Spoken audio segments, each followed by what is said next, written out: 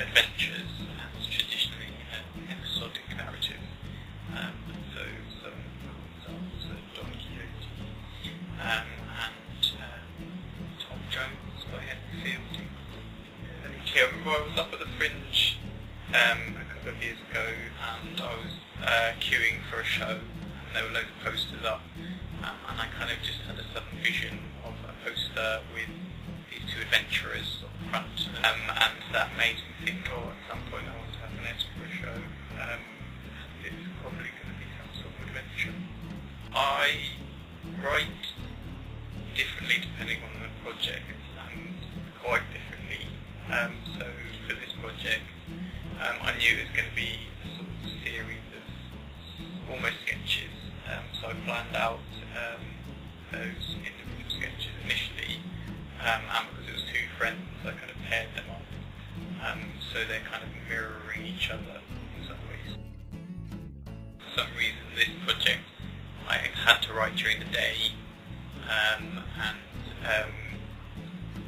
normally I sit sort of in the window with my computer.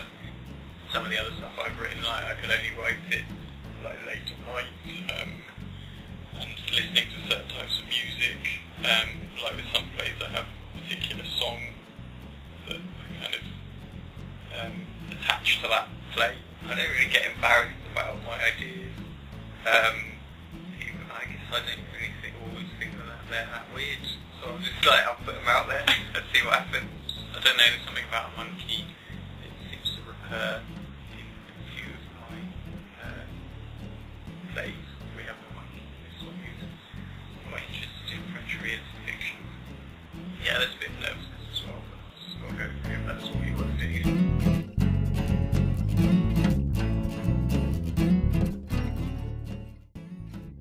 When I went up to the Fringe a couple of years ago, I enjoyed the Edinburgh, which was by an international theatre group that was similar to Picaresque in some ways, in that they utilised, they didn't have a lot of stuff on the stage, but they utilised it in ways to sort of evoke lots of different locations. Mark Watson did a 24-hour comedy gig.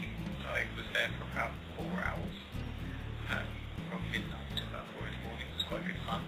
We were sort of wandering around the city, and at various points during the day you could text to ask where is Mark Watson, so you could rejoin his 24-hour gig if you wanted to. It felt like both an achievable goal, but also something that would be really worthwhile, good fun, probably quite full on, but also a good sort of avenue to try and